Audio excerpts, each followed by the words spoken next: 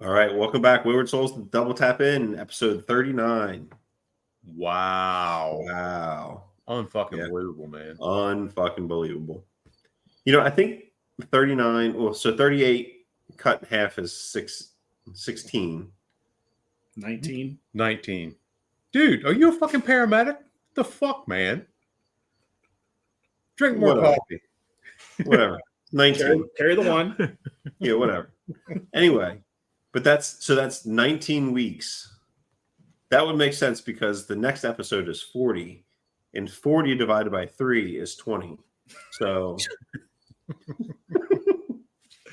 It's a miracle we've gone this far and we haven't been sponsored yet. I don't understand it. or cut off. Or right. Yeah. Canceled. Here we go. That's more likely. Us getting cut off is more likely than us getting sponsored. Like, fuck these Anybody two. reached out? You get the email from Spotify. Hey, look, Thanks, but no Yeah. thanks. Yeah, Yeah, we're looking to go in a different direction. fuck you guys and your meat. Your stupid fucking show. Well, that was certainly aggressive. Well, us and the 8 other people like it. Yeah, Yeah. yeah. Yeah, exactly right. 'Cause Holy shit. We're counting 8 plus 12, 3 right? is 11. 12, right?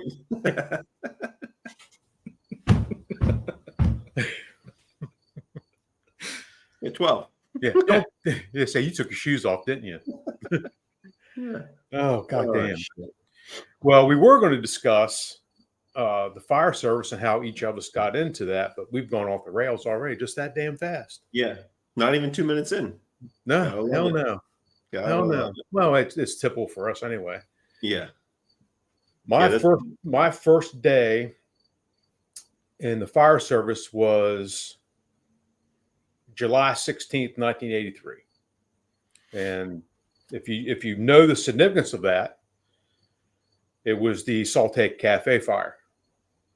And I knew from, I'm not going to say infancy, but as a young kid that I was going to be in the fire service. I knew it. I mean, it's just, I thought that's what everybody did. Everybody in my family was involved in the fire service, all captains, chiefs, engineer, everything, all the way from entry level all the way to running the show. So I just thought that's what you did. And growing up, I always had the advanced first aid books. I always had the books that my dad had. So I'm, from the time I could read and look at pictures, I'm looking at his textbooks and all that shit, gathering that information. So when I turned 16, Berlin did not have a cadet program, but I had the opportunity to do EMT school with a good friend of mine, Howard Quillen, and Berlin sponsored us, which was fantastic. Go through it. The day of my EMT final was July 16th, 1983. And because of the Saltake Cafe fire and the unfortunate death of Jeff Dieter, it taxed everybody around here. And I happened to be at the Berlin Firehouse getting ready for my EMT final, the hands-on portion. And an EMS call came in. And one of the guys up there who knew what I was doing said, we're not going to scratch this call because there's nobody to take the call. Ocean City's busy. Bishopville's busy. The next ambulance would have been probably Snow Hill, back then. Wow. And so he said, you're coming with me. So I got drafted on Berlin's ambulance that day, and we had an unconscious subject on Flower Street, which you never forget, your first call. Mm-hmm. Ended up going to the hospital in Salisbury, dropping him off, coming back, doing my final. Of course, I knew everything that was going on with the Ocean City call. And within 11 months, I was full-time in Ocean City. Wow. Went through, got my EMT, got hired by, I was, of course, in that time frame, became a volunteer with Berlin, got hired, the following, had my interview in May, started in June, and the rest, I guess you would say, is history. And to tell you how much Ocean City has progressed, my hiring process was filling out my name, address, that sort of thing in crayon on a piece of loose leaf notebook paper and handed it to Cover Ellingsworth and said, here's my application kind of deal. Sat down with Cover Ellingsworth, Steve Price, and Roger Steger Sr. in headquarters. And my interview was literally, well, looks like we're hiring another Berlin boy. And I was working within a week. It was just that shit simple. Mm-hmm. Hired as a seasonal EMT.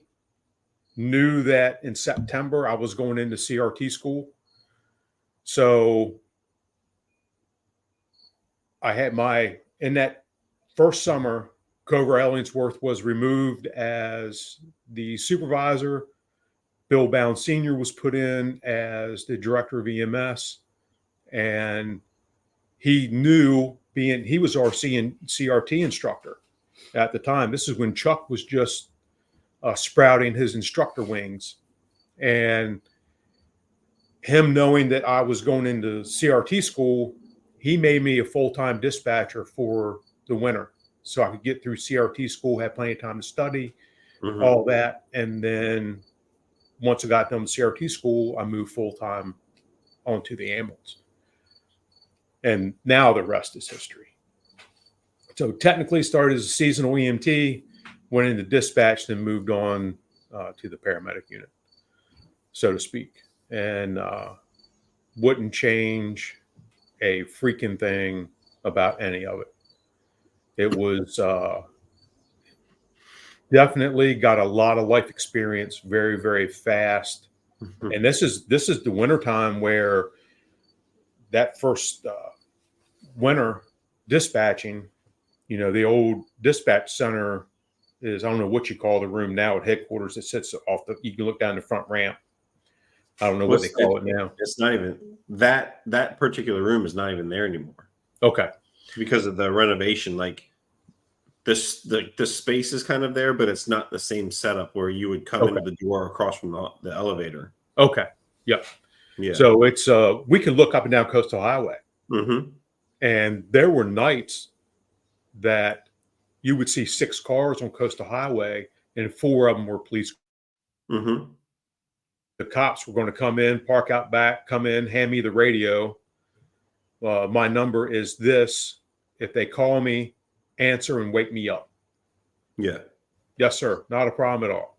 That kind of long, boring winter nights, which is why they put me in dispatch so I could study. And so their dispatch was at 65th Street.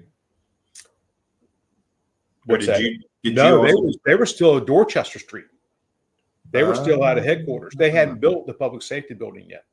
Okay. So they were still out of police headquarters on Dorchester Street. Okay. Across from the firehouse, the old Beach Patrol building.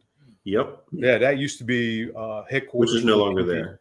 Which is no longer there, correct. Yeah. Parking lot, right? Yeah. Yeah. So that's Todd Lampman spent a night in that fine establishment. Did he? Against his will, yeah. Well, he did it. I mean, he probably deserved it. Yeah, I'm not saying he didn't deserve it. Let me guess, it was an alcohol violation. I don't even remember what it was. Yeah. But I know we've talked about it, and I know that's where he was. Yeah. Yep. That's funny. Because I don't remember that story at all. That wasn't in his that didn't come up, did it? It was all about the Prince Runaway Bride, but never about that particular night. See, Noah, here is somebody who really listens. Yeah. I listen to the show. Noah, we talk about you all the time. No, you don't. You're right, we don't. Yeah. Whatever you think, little buddy. Yeah. Yeah, but so and the whole time, I was on and off a volunteer for Berlin during the entire time. I think the only time that I wasn't is when I moved to Salisbury for 4 or 5 years. And of course I was a member in Salisbury for that. Yeah. What about your time in York, Pennsylvania? Like, did you still have memberships and stuff down here? I did not. Yeah, we alluded to that once before when we were talking about the mail, about how York, Pennsylvania was like, I say I did 5 years in York, Pennsylvania because it was like a prison sentence, because it was. Yeah. So on the inside in York, Pennsylvania, That was there. and for folks who don't know it, I was in a place called Spring-Sperry Township. It's in York County, Pennsylvania. I left Ocean City and went up there to be the chief of Spring-Sperry Township, which is a career division, 2 unions. Fun fact: EMS, they were Teamsters, and the firefighters were IAFF. Very, very interesting and educational experience, and we will leave it at that. What's interesting is both of those unions fall under the AFL-CIO. Correct. Like, yep. I could never understand why they had 2 shops. Yeah. What's also interesting is the Teachers Association, the NEA, is also a member of the AFL-CIO. Correct. Yeah. Yep. Yeah, I just didn't understand the 2 different shops. And of course, we're also talking 24, 25 years ago. Mm-hmm. And I'm sure it had something to do between the division between firefighters and EMS, back in the day. I'm sure it did. Yeah. Without a doubt. And that, and again, that was an educational experience, just dealing, and I loved it. Without a doubt, I love dealing with the Teamsters. The rules are the rules. Mm-hmm. They're clearly written. This is what we can do. Here's what you can do. Here's what we can't do. Here's what you can't do. Mm-hmm. And it's clearly defined, which I liked. The IAFF, when they did their original contract, they took a lot of manager rights away. And the township, not understanding what that meant at the time of the original contract, handcuffed themselves. Mm-hmm. And let's just say, for example, if I wanted to implement a rule, I had to give the union 2 weeks notice and had to have a discussion period before the rule went into effect, unless it was a safety issue. And at the time, they weren't wearing SCBA on car fires.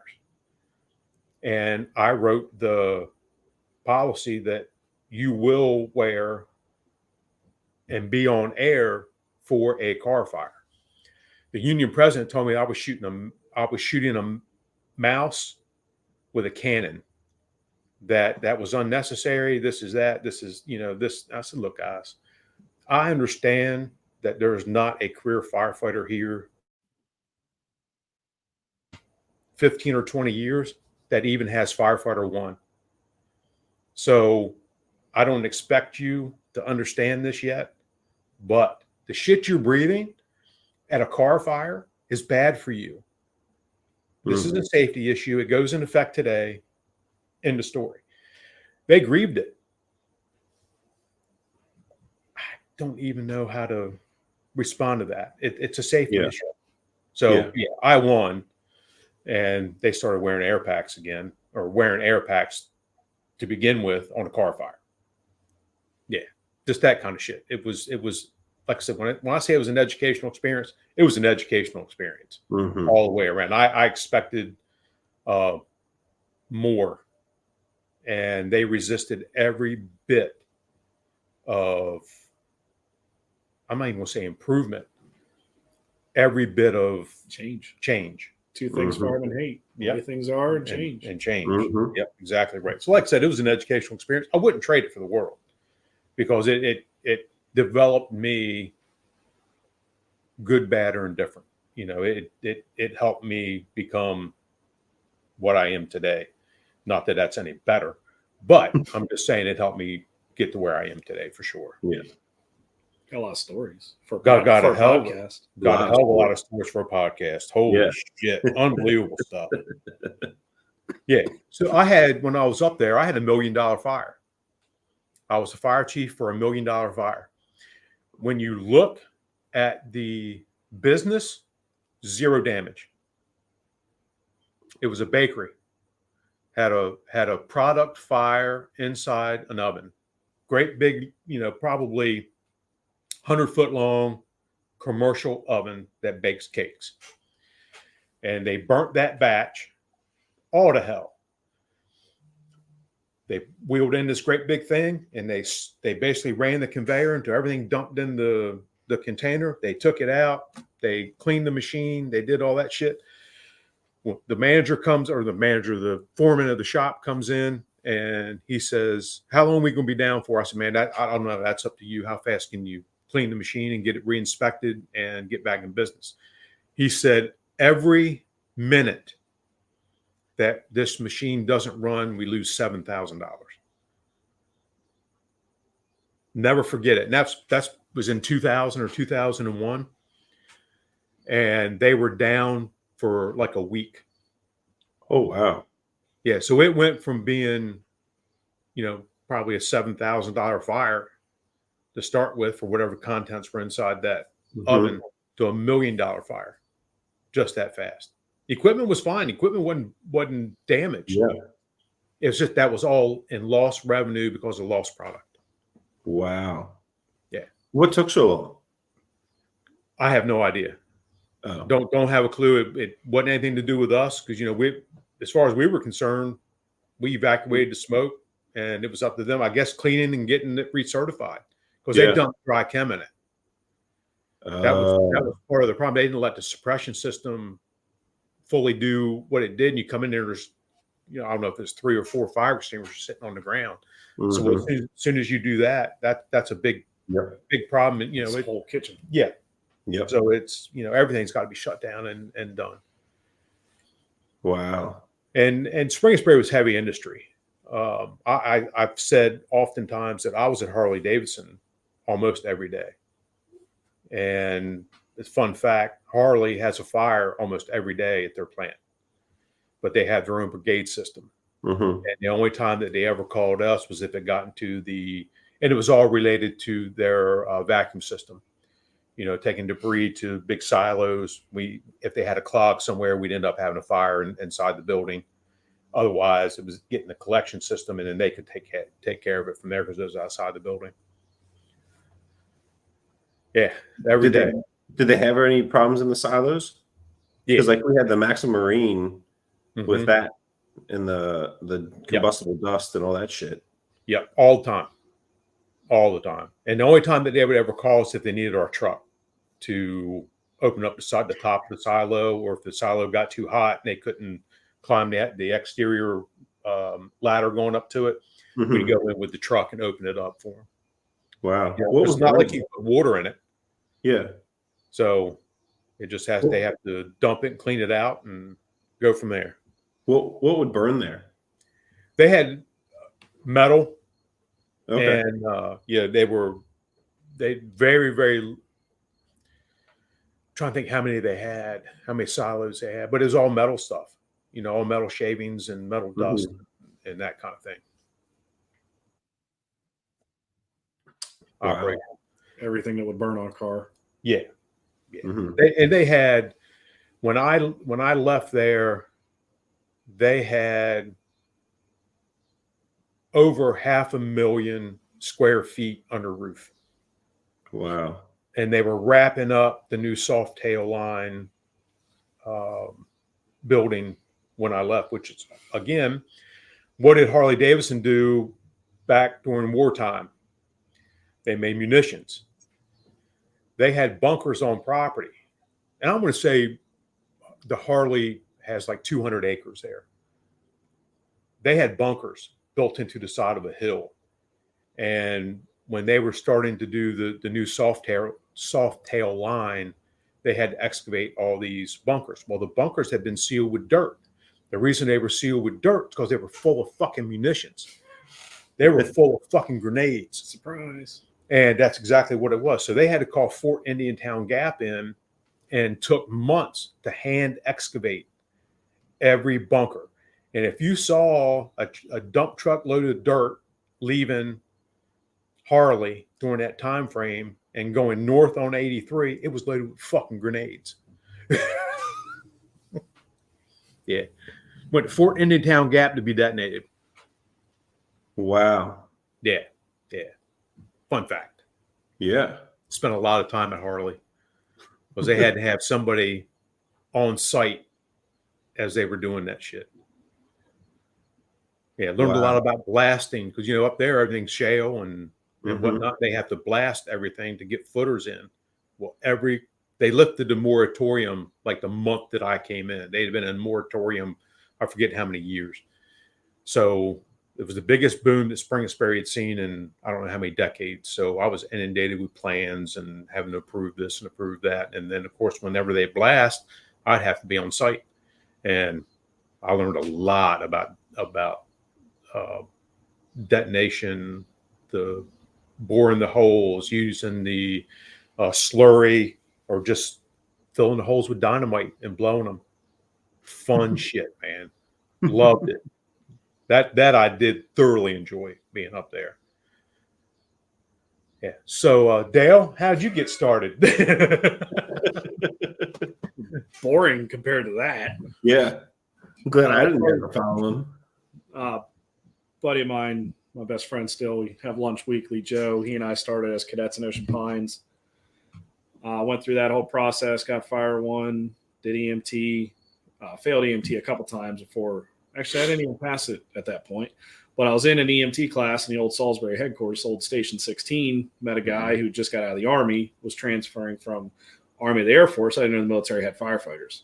For the longest time, I'd swore off the military until I found that out. Said something to my dad about it. He said, all right, go in the Air Force. Cool. Meet with the recruiter. Just prior to that, I was in the Anne Arundel process, and they flat out told me, said, we're diversifying at this time. Thank you for your application, but you will not be hired. I'm like, all right. So I'm not going to go to paramedic school. So I said, all right, I'll go to the military, find out they have firefighters.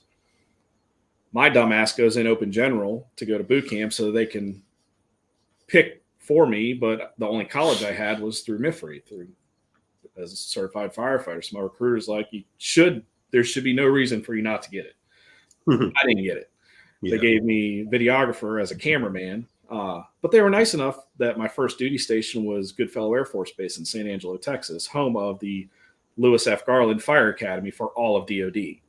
So I got to go to the Fire Academy, but I got to video everybody else going through the academy, not actually go through the academy. So that's cool.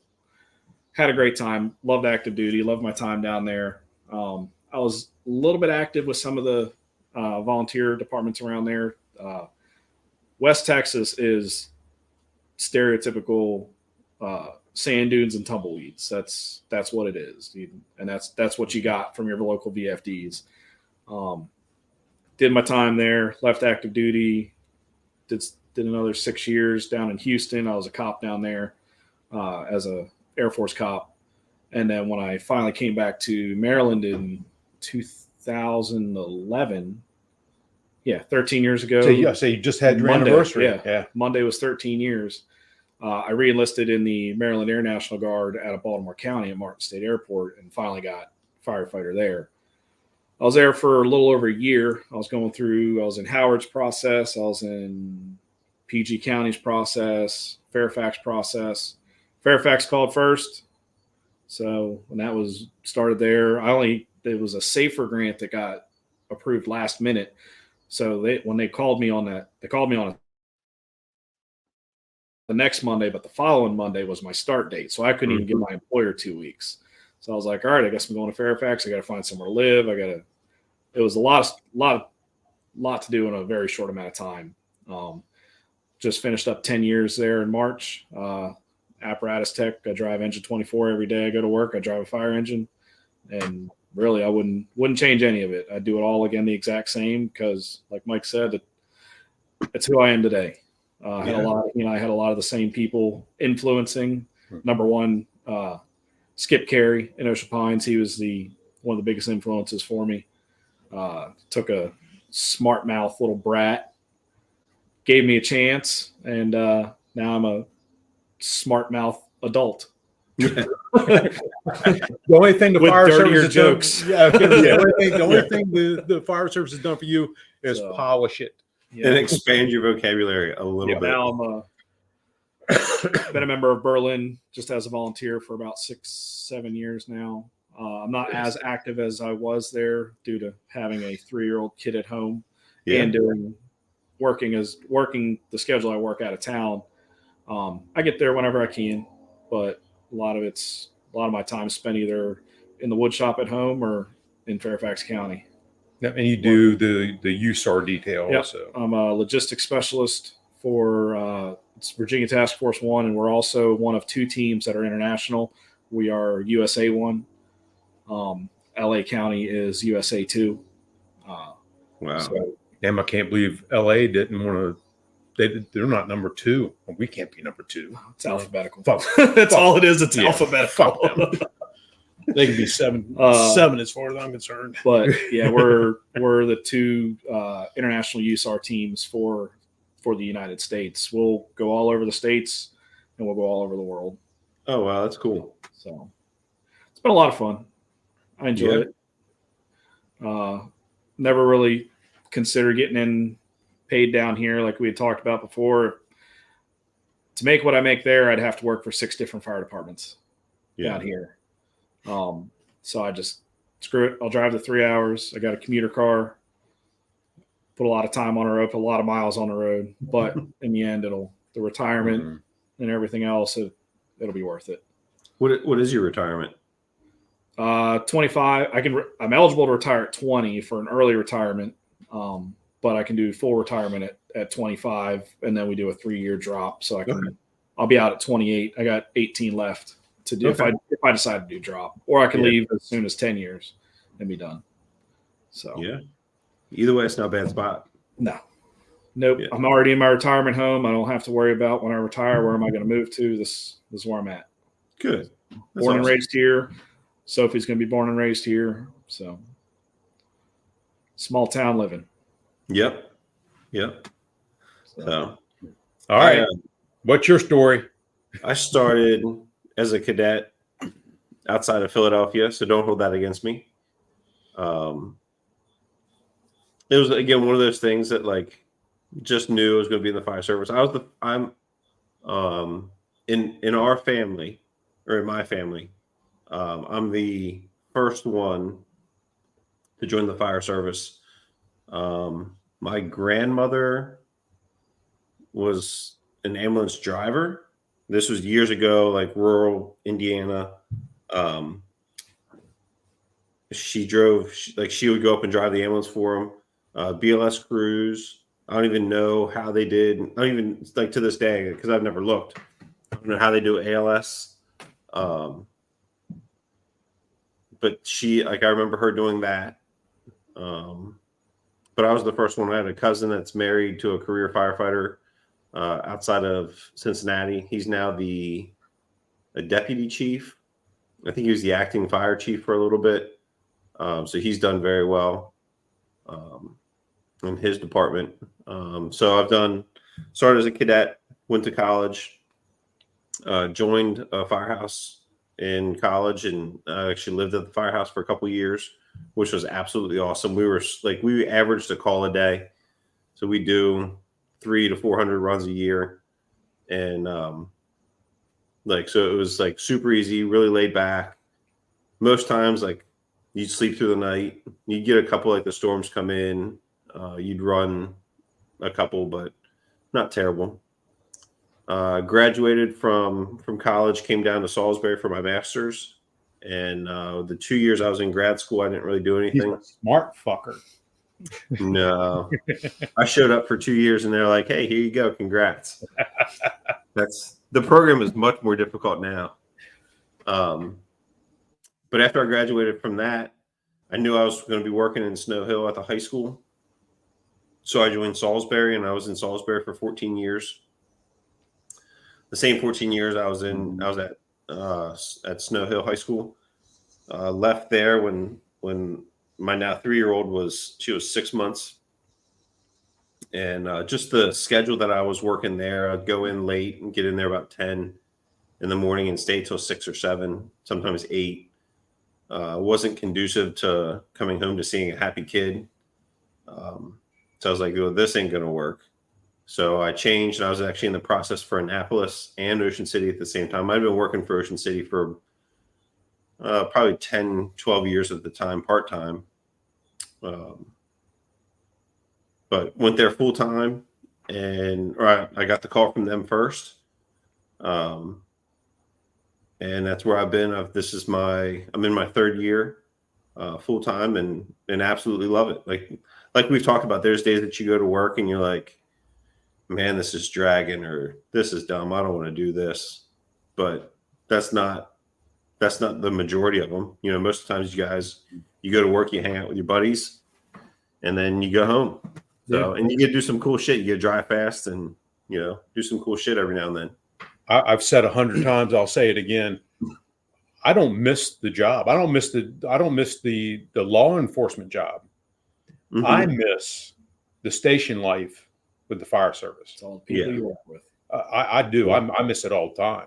You know, it was always a ball for me to go to work. I can't remember a time where I didn't enjoy going to work because of the folks that I work with, the shifts that I was on, you know, that sort of stuff. Now, it may have changed when I went up the road, but down here, dude, I love the station life. Yeah. I thought it was fantastic. Now, the folks that met me and may have been working with, they might not have felt the same about me, but I can tell you. But we're all great in our own eyes. Yeah, we're all great in our own eyes. Yeah. And I was a little rough on some of the new folks when they came in. You know, I ran up.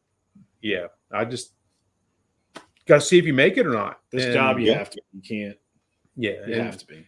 Yeah. And I've said 100 times, if I got hired today to go back, I'd be fired in a week. Nah, you wouldn't. You wouldn't. And it's fortunate that you and I, and I'll throw Trevor in this, and I'll throw Murray in this, never worked together. Oh my gosh. There was a night that I worked with Murray and Twilly. I think it was just a night half. And that's all that we needed. Like, they never did that again. Yeah. Never did that again. There was a shift. I was scheduled. I was a new full-timer, and I was scheduled to work with Murray. And they saw it and moved it. I got moved. I was like, what the fuck is this? Smart leadership is what that was. Well, I texted. They use as a resource management. There you go, resource manager. Yeah. That's it. I texted the battalion chief. I was like, why'd you move me? I was like, it was somebody that I've known for a long time, somebody that I could feel comfortable as a new full-time person asking this question. Like, it wasn't just like the rookie asking the battalion chief why I got moved. Like, again, yeah. Well, I wouldn't. Like, if it was somebody else, I'm not asking the question. But these, like, our battalion chiefs, like, I've known them for close to 15 years. Like, I'm a little less reserved. But so I texted him. I was like, what's this about? He was like, I can't have you and Murray working together. I was like, is that really the reason? He's like, yep. I'm just trying to make my life a little bit easier. That's all. Fortunately for me, my department's big enough that that's not something they're really gonna fret over. They got bigger fish to fry than a couple guys having fun in the firehouse. Yeah. I do one of the overtime things I do is recruitment for our department. They've got a whole new system now that I haven't really been a part of, but people, we go do public pub eds and stuff. I get to ride around in a fire engine all day with my friends. Yeah. Yeah. Yeah. You get ride around and fuck off. Yeah. Yeah. It's not my diesel. Yep. Yeah. Exactly right. Yeah. You know, let's go for a ride. Yeah. I work that shit. I work tomorrow on a mutual, and I was originally scheduled to work with a good friend that, like, I was excited to work with. I was scrolling and looking, double checking the schedule because I was going to text him like, hey man, don't call out tomorrow. We're going to have a blast. To look and see that he traded with Gringo. I was like, worse. I was excited to begin with, and now I'm like, it's even. I don't want to say that it's even better, but like, it's a win-win situation. Different kind of excited. Yeah. Like showing up Yeah. for overtime to drive the medic unit, and they say, "Hey, we don't have a tower driver. You got to drive the ladder truck." Oh, Yeah. damn. That's absolutely terrible. Yeah. Yeah. How did you go from PA? Did you have EMS certification in PA? No. So No, I was so in undergrad, I was gonna take EMT through Pennsylvania, but that whole system seems like a giant pain in the ass. The EMS system, like because Yeah. there's different councils and it's a different. little different. Yeah, it's not like state. It doesn't seem like it's state based. So I was busy with. So our curriculum was like you had classes and then you had your clinical experiences. You were assigned to teams, and your teams like you traveled with your teams. Mm-hmm. So like when I was assigned to the football team, when we'd travel for away games on Fridays or Saturdays, like we'd leave Friday night, we'd have the game Saturday. We were back late Saturday night. Or like when I was with the volleyball team, like I'd be gone all weekend playing at these tournaments. So it was never consistent enough where I'd be able to make the classes. So I ended up not taking that. And I took it. I took Fire One over again because it was probably 3 or 4 years between taking the first Fire One and the second one. And it's a fun class. Like, why wouldn't you take it again? 10 years from Fire One to Fire Two because of the military. There's a lot of stuff I had to re-remember from Fire One. Yeah.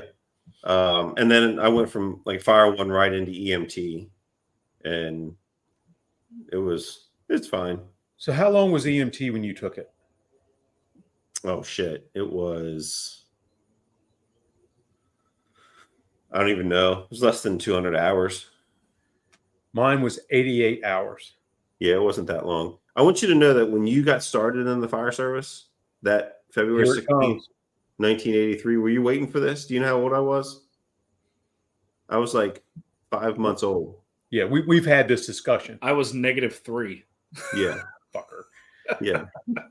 July of 86 for me. So we didn't have firefighter one. We had basic fire. Basic fire was 40 hours. And was that with the caveman drawing it on the cave wall? That was feeding horses and how to shovel shit. Yeah.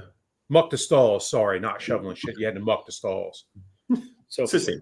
We get it. Damn it. So the firehouse that I lived at when I was in college actually was one of the old firehouses that had horses in it, and you could still see on the tin roof or on the tin ceiling where the hayloft was. Yep. It was a cool firehouse. In Salisbury. That was yeah. Did they have horses at 16? I don't think so. They may have. I don't know. I'm not sure. I remember taking EMT there, and but I can tell you, firehouse. Skip will correct us. Yes, Skip will tell us. Yeah. For sure. But yeah, that in 16, that was a cool firehouse. I wasn't in it much. I love because that firehouse. That great character. Yeah. Yeah. When I moved to Salisbury, I lived in Station 2's first due. And as soon as Salisbury figured out that I had moved to Salisbury, I had folks from Station 2 and I had folks from headquarters company that were recruiting me. And Fulton Bagwell, I mean, I'll say who it was. Fulton convinced me to come to headquarters. And because they had the truck and they wanted truck-minded guys to be on the truck. Skip happened to be my truck captain. So it was Skip as our captain. We had Steve Records, who I'm sure everybody around here knows exactly who Stevie is. He's seen a roof or two. A couple. Yeah. Todd Pruitt, who folks might not know who he is, but he left here after very, very good firefighter. Left here and went, I believe, Goose Creek, South Carolina, where he is a company officer of some sort, if not a battalion chief or something like that. I think he's the battalion chief of training there now. Okay. Yep. I think. So you had Todd, you had Skip's son, Bill, Mhm. who, if you are in the fire service, you know who Billy Carey is because of his work with fire engineering and other publications. You and myself, you had one of the best crews that I've ever been associated with out of Salisbury. Mhm. And it was a lot of fun to be there. We ran a lot of ghetto type fire, and it was just nature of the beast. And I enjoyed my time in Salisbury, Mhm. without a doubt. They had a good chief. Higgins was chief. Well, it started out. It was it Maisie? Mazes, something like that. Yeah. Had him. Lee Oh no, had Mason. Darling. Okay. Francis Darling was the Mhm. chief. Then it was Higgins. But you had the company line chiefs were Steve Grogan. I rode with Steve's shift quite a bit. You had guys like Josh Thompson, Ray Mhm. Wooten. Yep. You had Were you there when Eddie Trevor Coleman was there? Werkheiser, Mike Davis, Eddie Hastings. You had all those guys who Rathel's dad. Mhm. You know, you had really, really good firefighters who believed in, and Brian, of course, Brian Records. Mhm. You had Any of the records. and his dad. You talk about the fire chief. Mhm. Donald not only was a mechanic, he was a tactician on the fire ground. He'd let you do your fucking job. Mhm. Same way with Grogan. I enjoyed that quite a bit, but they believed in the old school. You've got to get to the red stuff. You've got to cut holes. You've got to do all this Search. kind of, you got to search, and you have to go at it and do the job right. And I learned a lot in Salisbury. You go in. I told somebody at one point in my career that I was 29 years old when I had a snot slinging house fire that I thought went great. I've been in the fire service 11 years when I finally reached that thing. And I took a lot of the education that I learned to reach that area from Salisbury, because it was always you're running. And again, we're talking about my ex again. She worked nights. So I just go to the firehouse, didn't have kids. I just go to the firehouse and stay at the firehouse and run with C shift.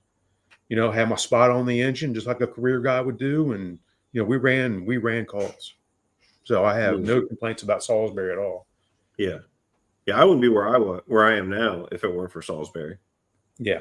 Like the amount of training and experience that I got in my 14 years there, like I wouldn't be where I am without it. And you didn't have the truck companies in Wicomico like you do today. So we were, I don't want to say we were countywide, but we were damn near countywide. Yeah. Yeah. Went to Willard's at least once, Valentine's Day, for the Lions Club fire. So yeah, we did a lot. It was fun. It's a good time. And again, talk about things you miss. Salisbury, the kitchen. It was, again, you know, you either had thick skin or you got out. We got out. Yep.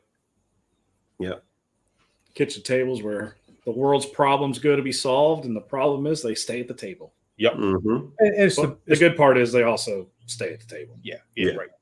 The best counseling that I've ever had was at the kitchen table in a firehouse. You know, you sit down with your problems and you talk them out right there, Mm-hmm. and you learn and you move on from it. If it was something negative, if it was something positive about it, you talked about that and what made it good and what you could do different or something like that. And then it stayed there and you went on about your business. Yep. That's many a problem has been, and of course many a problem has been created at the table too. So let's not sugarcoat that. Well, every good there's a bad. Yep. That's Yep. a fact. Every night you've slept all night at the firehouse, there's been another night. The next night you make your bed and you just look at it as you never walk see out. it. That's right. Yep. Yep. You make it, then you go back and roll it back up. Yeah. That's well. At least I don't have to wash my sheets this time. That's right. That's right. Oh damn. Yeah. Highly recommend the profession to anybody. Fairfax Yep. is hiring if you're not in the fire service and want to be. We're hiring. Yep. You There can it literally is. get a job at any fire department at this point. That's You're true. not keeping up people on the street. Can't keep Yeah. enough. They call it butts in seats. So, Yeah. So if you're looking for a career, explore that. Yeah. Typically now they're 20 or 25-year retirements. No college degree with Yep. pension. Mm-hmm. Ocean City's hiring. We're looking for a paramedic right now, and I think an EMT. So We're looking to fill 40-person recruit schools. Man. yeah. We've had Yeah. so far they did a full rebuild of our recruiting system, and they got the right people in the right positions to make the right phone calls. And Mhm. that was their goal, was 30 to 40, minimum 30-person recruit schools. My recruit school 2014, we graduated with 63. Holy cow. So we haven't done that again, Yeah. but we're close. Man. Wow. The downside is, 140-person recruit school, we've got 30 some people leaving the drop this December. Yeah. So There's your not even whole- keeping yeah. up with it. Yeah. So, jobs are there, folks. Yep. Go get them. And I've heard that Anne Arundel in January is going to run a previous experience academy where it's only going to be 8 weeks, I think, to teach you the Anne Arundel way. And as long as you've got a firefighter 1 or firefighter 2 and EMT, you're eligible for that recruit school. I forget, accelerated, I guess is what they call it. It's only 8 weeks because they're in the same bind. Yep. Yep. So the time is right, folks. If you're but a piece of paper and a little time behind a computer to fill the application out, and you can have a dream job. Yep. Remember, nightmares are dreams too. There's no paper involved anymore. Yeah. No, sorry, I'm old. Yeah. No crayons to eat. Yeah. So, And just for the record, when you do eat crayons, they do come out in your shit. It makes it look like glitter, but you just tell everybody, oh, I ate it's undigested Skittles. It's fine. Yeah. It's fine. It's fine. I have a condition. You're right. And you know what this episode is? It's hard to tell. A mess. Our second longest. Yeah. Yeah. All right. We're wrapping this up. He takes a hint like a pro boy. Yeah. Can't get All right, any well- past Ben. Yeah. All right. Well, thanks for joining us. We hope you enjoyed the show. If you want a job, go look for them. They're out there. Yeah. Specifically, Fairfax is hiring. If you want a job off the street, Fairfax, Anne Arundel, go to look at those big companies. Howard those big County, Montgomery departments. County, all of Yeah. it. There's places all over the place. So, DC just opened up too. Yeah. oh wow. So, So. well, thanks for joining us. Hope you enjoyed the show. We'll see you next time. And if not, fuck you too.